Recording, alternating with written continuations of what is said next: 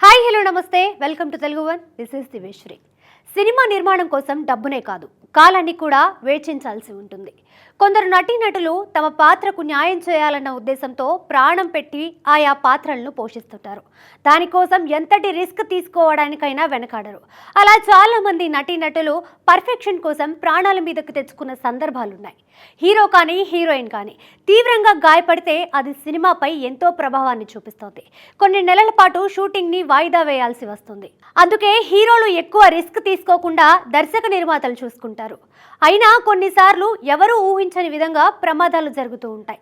తాజాగా అలాంటి ఓ ఘటన బాలీవుడ్లో జరిగింది. హీరోయిన్ ప్రియాంక చోప్రా షూటింగ్లో గాయపడింది.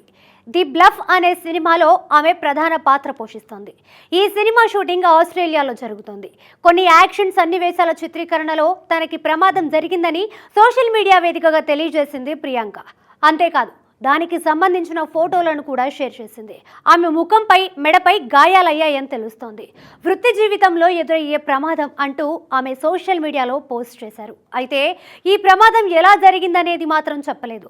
ప్రమాదం జరిగిన వెంటనే షూటింగ్ నిలిపివేశారు. ఆమెను సిడ్నీలోని హాస్పిటల్కి తరలించారు. ప్రస్తుతం ప్రియాంకకు చికిత్స అందిస్తున్నారు వైద్యులు. అయితే మళ్ళీ షూటింగ్ ఎప్పుడు స్టార్ట్ చేస్తారనేది తెలియాల్సి ఉంది.